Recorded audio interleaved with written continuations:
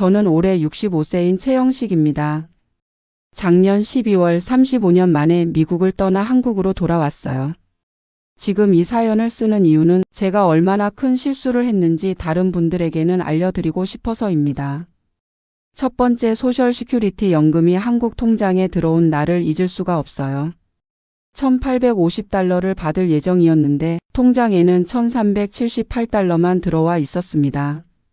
472달러가 사라진 거예요. 은행에 전화했더니 정상적으로 입금된 것 같다고 하더라고요. 그제서야 제가 놓친 중요한 사실을 깨달았습니다. 영주권을 포기하고 한국으로 온 저는 더 이상 미국 거주자가 아니었던 거예요. 미국 국세청에서는 해외 거주자가 받는 소셜연금에 대해 25.5%를 원천 징수합니다. 정확히는 연금액의 85%에 대해 30% 세금을 떼는 거죠. 그걸 계산하면 25.5%가 됩니다. 월 472달러, 1년이면 5,664달러, 우리 돈으로 거의 800만 원이 매년 날아가는 겁니다. 제가 앞으로 20년을 더 산다면 1억 6천만 원을 그냥 세금으로 내는 거예요. 이게 무슨 소리냐고요? 제가 왜 이런 바보 같은 선택을 했는지 처음부터 말씀드릴게요. 1988년 저는 30살의 나이에 미국으로 건너갔습니다. 당시 한국은 88 올림픽으로 온 나라가 들썩이던 시절이었죠.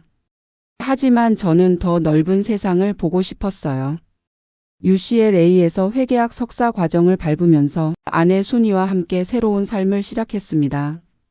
아내는 간호사였고 저는 회계사 자격을 따서 한인 회계법인에 취직했어요. LA 한인타운에서 시작한 우리 생활은 생각보다 빨리 안정됐습니다. 1992년에는 첫째 딸 미영이, 1995년에는 둘째 아들 성민이 태어났고요. 아이들이 태어나면서 자연스럽게 영주권을 신청하게 됐어요. 1997년에 온 가족이 영주권을 받았습니다. 그때는 정말 기뻤어요. 이제 미국인이 다 된 것 같은 기분이었거든요. 하지만 시민권은 끝내 받지 않았습니다. 그 이유가 참 오픈데 저는 계속 언젠가는 한국으로 돌아갈 거야 라고 생각했거든요.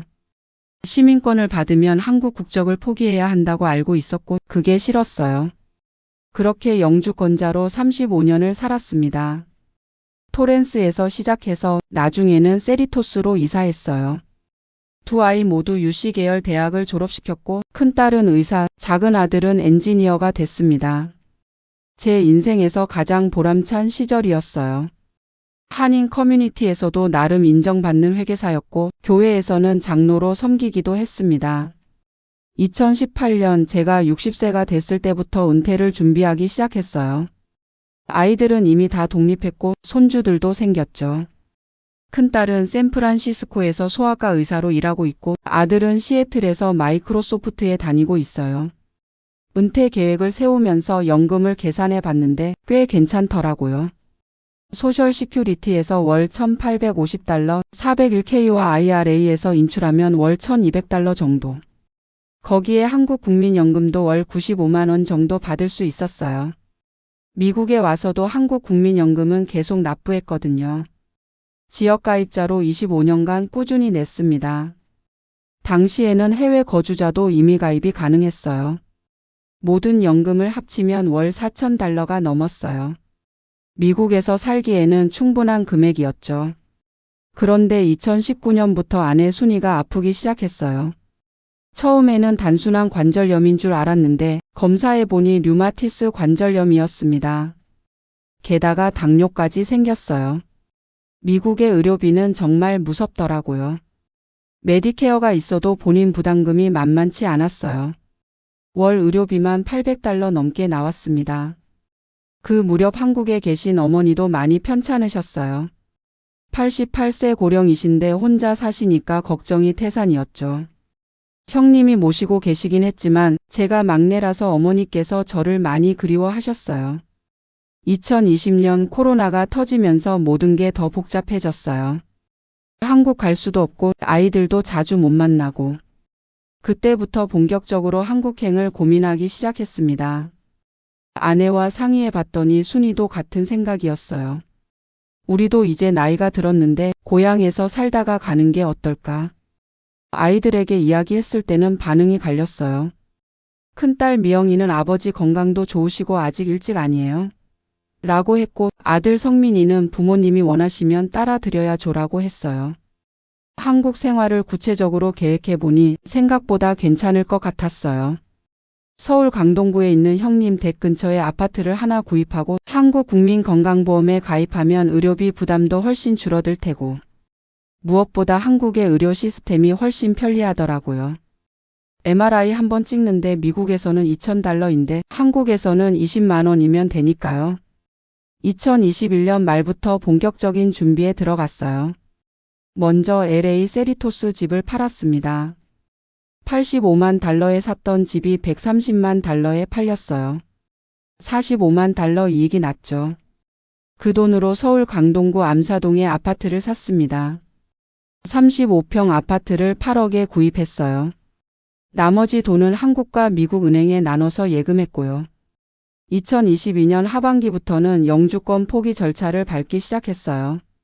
ISO 407 양식을 작성해서 영사관에 제출했습니다. 35년간 받았던 그린카드를 반납하는 순간 정말 복잡한 심정이었어요. 그때까지도 연금에 25.5% 세금이 부과된다는 사실을 정확히 몰랐습니다. 인터넷에서 대충 찾아본 정보로는 한국과 미국이 사회보장협정을 맺고 있어서 연금 수령에 문제없다, 이런 내용만 봤거든요. 2022년 12월 드디어 한국으로 돌아왔습니다. 인천공항에 도착했을 때의 감정을 어떻게 표현해야 할까요? 35년 만에 귀국이었어요. 암사동 아파트로 이사를 마치고 주민등록도 복구했습니다. 국민건강보험도 다시 가입했고요. 한국 생활 적응은 생각보다 어렵지 않았어요.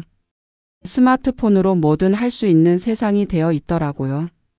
배달 음식 주문하고 지하철 타고 병원 예약하고, 아내 순이의 건강도 좋아졌어요. 한국의 한의원에서 침 치료를 받으니까 관절염이 많이 나아졌거든요. 당뇨 관리도 미국보다 훨씬 체계적이고요. 그해 겨울까지만 해도 모든 게 순조로웠어요. 한국 국민연금도 정상적으로 나오기 시작했고 미국 소셜연금도 곧 시작될 예정이었고요. 그런데 2023년 1월 첫 번째 소셜연금이 들어오면서 모든 게 바뀌었습니다. 예상했던 $1,850가 아니라 $1,378만 들어온 거예요.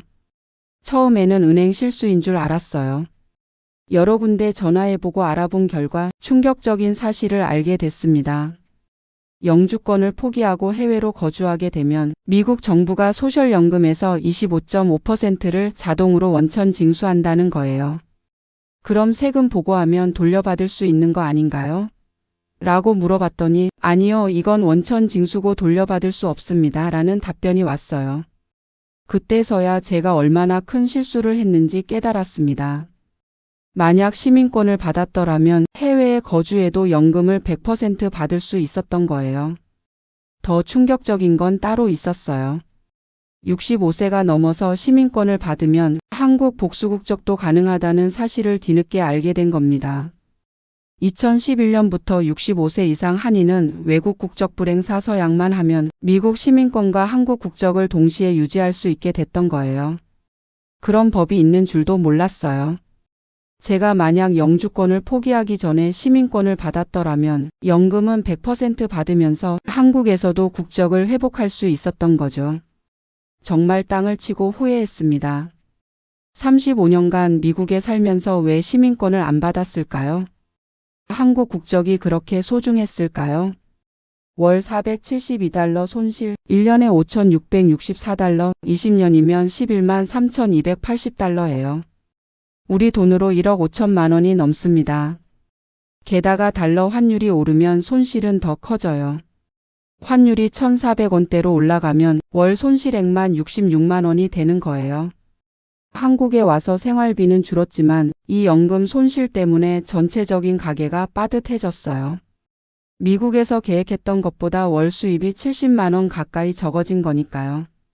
그래도 어쩔 수 없죠. 이미 저지른 일이니까요. 지금 제가 할 수 있는 건 이 사실을 다른 분들에게 알려드리는 것뿐이에요. 특히 영주권을 가지고 계신 분들 65세가 가까워지면 반드시 시민권부터 받으세요. 시민권을 받은 다음에 한국 국적 회복을 신청하시면 복수국적으로 두 나라 혜택을 다 받을 수 있어요. 영주권을 포기하고 한국으로 오면 소셜연금에서 25.5%가 평생 사라집니다. 이건 복구할 방법이 없어요. 물론 한국 생활에도 장점은 많아요. 의료비는 확실히 저렴하고 대중교통도 편리하고 65세 이상이라 지하철도 공짜로 타고요. 무엇보다 어머니 곁에서 효도할 수 있다는 게 가장 큰 보람이에요.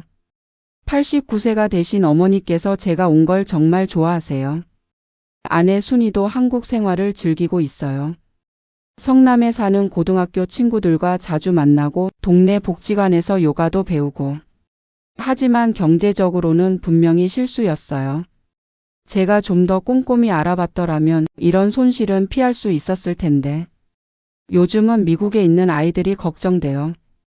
큰딸 미영이는 아버지가 너무 성급하게 결정하신 것 같다고 하고 아들 성민이는 부모님 선택을 존중한다고 하지만 속으로는 걱정하고 있는 게 느껴져요. 특히 제가 아플 때가 문제예요. 지난달에 건강검진을 받는데 폐에 작은 그림자가 보인다고 하더라고요. 다행히 염증이었지만 그때 아이들이 얼마나 걱정했는지 몰라요. 미국에 있었다면 아이들이 바로 병원에 데려갔을 텐데 지금은 혼자서 모든 걸 해결해야 하니까요. 그래도 저는 후회하지 않으려고 해요. 이미 선택한 길이니까요. 다만 같은 상황에 있는 분들은 제가 겪은 실수를 반복하지 않으셨으면 좋겠어요. 65세 이후 은퇴를 계획하고 계신다면 반드시 전문가와 상담 받으세요. 연금, 세금, 의료보험, 국적 문제까지 모든 걸 종합적으로 검토해보고 결정하셔야 해요. 저처럼 감정적으로 고향으로 돌아가자고 결정하지 마시고 차근차근 계산해 보세요. 특히 연금이 주 수입원인 분들은 세금 문제를 반드시 확인하세요. 영주권자와 시민권자의 대우가 완전히 다르거든요. 지금 저는 월 수입이 예상보다 70만 원 적어진 상태로 살고 있어요. 다행히 집은 있고 한국 물가가 미국보다 저렴해서 버틸만 하지만 여유롭지는 않아요. 가끔 LA 세리토스 집이 그리워져요. 넓은 마당에서 바비큐 파티하던 일, 한인마트에서 장 보던 일, 교회 친구들과 골프 치던 일. 하지만 이제 와서 돌이킬 수는 없죠. 제 선택이니까 책임져야죠. 한 가지 위안이 되는 건 어머니가 건강하게 계신다는 거예요. 제가 한국에 온 후로 어머니가 더 생기가 넘치세요. 막내가 곁에 있으니 든든하다고 하시거든요. 아이들도 1년에 두세 번씩은 한국에 와요. 손주들도 할아버지 할머니를 좋아하고요. 인생이 계획대로만 되지는 않는 것 같아요. 하지만 선택에는 책임이 따르는 법이니까 지금 상황에서 최선을 다하려고 해요. 이 글을 읽고 계신 분들에게는 제가 겪은 시행착오가 도움이 되었으면 좋겠어요. 특히 은퇴 계획을 세우고 계신 분들께는 꼭 전문가 상담을 받으시라고 말씀드리고 싶어요. 연금 하나만 잘못 계산해도 평생 큰 손실을 볼 수 있거든요. 저처럼 1억 5천만 원을 그냥 날릴 수도 있어요. 하지만 돈보다 중요한 것도 있어요. 가족 건강, 마음의 평화. 저는 지금 그런 면에서는 미국에 있을 때보다 더 행복해요. 어머니와 함께 보내는 시간, 아내와 함께 걷는 한강 산책길, 옛 친구들과 나누는 정겨운 대화. 이런 것들은 돈으로 살 수 없는 소중한 것들이죠. 그래서 저는 후회 반 위안 반으로 살고 있어요. 경제적으로는 실수했지만 인생의 다른 면에서는 옳은 선택이었다고 생각해요. 다만 이런 경험을 하신 분들이 더 이상 없으셨으면 좋겠어요. 충분히 알아보고 전문가와 상담하고 모든 걸 고려해서 결정하세요. 제 실수가 여러분에게는 교훈이 되길 바랍니다.